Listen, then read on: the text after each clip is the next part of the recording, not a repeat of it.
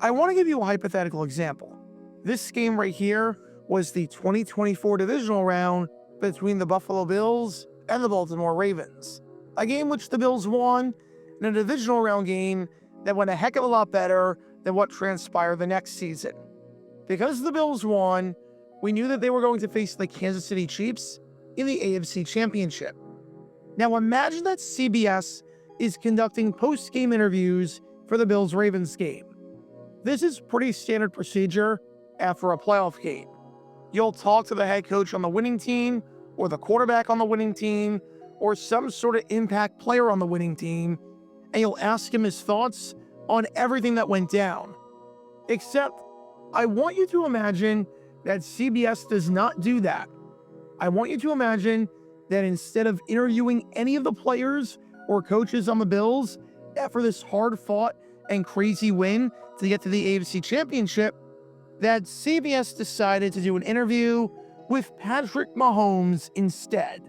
Yes, Patrick Mahomes, as in a player who was not even involved in the game, and a player on the Chiefs, as in the Bills' next opponent. I think there'd be a lot of people crying foul over that, and people saying that CBS is biased against the Bills and is showing clear and obvious favoritism toward the Chiefs. I mean, they're not even doing a post-game interview with a player in the game that just happened, for crying out loud. It's completely and utterly disrespectful to the Bills, and it makes no sense whatsoever. Well, I bring this up because more than 4 decades ago, something like this actually happened with NBC during this game right here. And maybe the controversy would have been swept under the rug and would have been forgotten about if NBC hadn't decided to keep digging their hole deeper and offer up one of the dumbest explanations possible for why they did it. Because after the 1985 divisional round game between the New England Patriots and the Los Angeles Raiders, NBC made a grave mistake that deserves a deep dive all these years later. Before I get to that mistake and that controversy, make sure you hit that like button down below, subscribe, hype up that video, and turn on the notification bell so you don't miss a single video that we post on the channel. Because we post every single day on here about the weird and the wacky history of the NFL, with stories like this one they may not have heard of before. So if you like that sort of stuff, then this is definitely the place for you. Thanks in advance for liking and subscribing, and for hyping up the video, and for helping us grow this community. And with that in mind, let's talk about the time that NBC was doing anything but their patriotic duty when it came to reporting on the Patriots. But before I get to the incident in question, we need some context to understand how the game itself went down. It's January 5th, 1986. It's the divisional round of the playoffs, and we find ourselves at the Los Angeles Memorial Coliseum for this battle between the New England Patriots and the Los Angeles Raiders. To say that no one was giving the Pats much of a chance to win this game and advance in the postseason would be putting it lightly. New England had never advanced to the AFC Championship before. They entered this game as underdogs, and in their earlier meeting in the regular season against the Raiders, they lost by 3 possessions, in a game where Patriots quarterback Tony Eason went just 13 for 36, completing 36% of his passes with 3 interceptions and a passer rating of 29.9, which is worse than if he did nothing but spike the ball into the ground on every single play. The Raiders were one of the hottest teams in football, having won their last 6 games to get into the playoffs, and they had a defense that was smothering and had allowed 6 points or less in 3 of those games. Surely there was no way that the Patriots were going to pull off the upset and advance to the AFC Championship against the Miami Dolphins, right? Well, think again, because the Patriots stunned a good portion of the country when the final gun went off, and they emerged victorious by a final score of 27-20. The Patriots didn't do anything particularly flashy.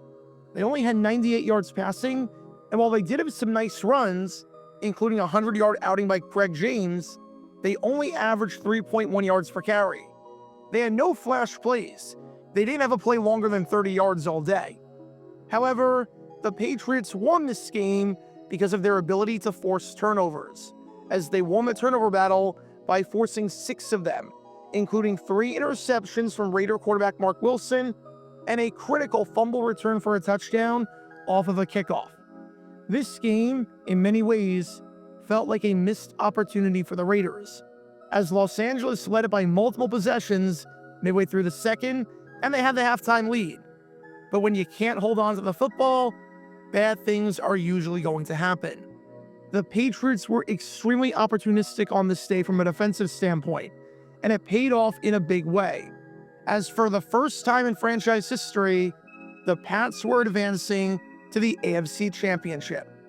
It was just their second playoff win since the merger, and it set up a date against their division rival, the Miami Dolphins, in a game chock full of storylines, with this feeling truly like a David versus Goliath story. A rematch of the playoff game from 3 years ago, where the Dolphins crushed the Patriots. A game against a team that hadn't lost to the Orange Bowl all season, and had lost just once in their last 19 home games over the last 2 years. A game between 2 quarterbacks taken in the first round of the 1983 NFL Draft, with Dan Marino looking like the best quarterback in football. A rematch of the Monday Night Football thriller for what was, in essence, the division title back in Week 15. A team that had never made the Super Bowl versus a team that seemingly played in it every other year, and just made the Super Bowl last year in the 1984 season. You get the idea. There was a lot to talk about here after the Patriots' stunning victory. And if you want to learn more about that AFC Championship and how it went, you can do so by clicking the card in the upper right corner. So you would think that NBC, after this game right here, would interview Patriots players about their thoughts. You get their thoughts on everything that happened in the heat of the moment right after a win, just as you see time and time again. Just stick a microphone up to them, ask them some questions, and boom. You might get nothing, or you might get a good soundbite out of it. However, NBC did not do that, because after the Patriots beat the Raiders, NBC decided that it was a good idea to do this for the post-game interview. We'll go down to Miami. Don Shula is standing by at his home. Don, we have to keep it brief, but obviously, although the Patriots will be no picnic, you're gratified to be playing at home. Much rather be playing at home. I know how tough it is to beat the Raiders out there, or to try to beat them, and this is why you have to give New England and Raymond Berry credit for a great job all year long, and in particular today. You've beaten the Patriots 18 straight times at the Orange Bowl. Is that a factor psychologically? That's right. You might notice something about the man that's being interviewed, and that is the fact that he is not, in any way whatsoever, a member of the Patriots. The man being interviewed is Miami Dolphins head coach Don Shula, as if the Patriots are a complete afterthought and the only team that matters is the Miami Dolphins. And it'd be one thing if there were a couple of interviews being conducted and this was a long post-game show, so you get the thoughts of some Patriots members about the game, and then you hear the thoughts of the head coach of the Patriots' next opponent. If that was the case, I don't think there'd be any outrage over this, or at the very least, justifiable outrage. Alas, that was not the case. Only one post-game interview was conducted, and it was with a coach on a completely different team, as if the Patriots-Raiders game that just transpired never even happened, and as if the Dolphins were locks to represent the AFC in the Super Bowl. The Patriots won, NBC went to a commercial break, NBC interviewed Don Shula to talk about the Dolphins, and then NBC signed off, as if the last 3 hours meant absolutely nothing, and as if the Patriots win meant absolutely nothing. Which raises the obvious question: why did NBC do this? NBC got quite a few complaints, particularly from people in the Boston area, about the bias in their broadcast, and why they just glossed over the game that they just did and acted like the Dolphins were the only team still standing in the AFC. And the explanation for why NBC did it? Oh man, it's a doozy, because folks, this is a prime example of how not to defend yourself and how to keep digging a hole further and further. Number one, it's tough to set up the microphones. Don Shula was in a controlled environment where everything was already set up and the sound could be tested out. there's a chance that this might not be the case if you do post-game interviews on the field or in the locker room. And I'm sorry, but this seems like a load of bull. You had a sideline reporter for the game. His mic worked perfectly. All you had to do, literally all you had to do, was pull over one singular Patriot player to the same spot where the camera is already situated and have that player talk into the microphone when he points it at him. You couldn't do it because it takes too long to set up? Everything is literally already set up. You don't have to do anything extra. What am I missing here? Seriously, what am I missing? But number two, and perhaps the craziest part of this explanation, is the fact that NBC could not conduct a post-game interview because they were on a time constraint. The reason they were on a time constraint? They had to air the newest episode of this show right here, Punky Brewster. Seriously.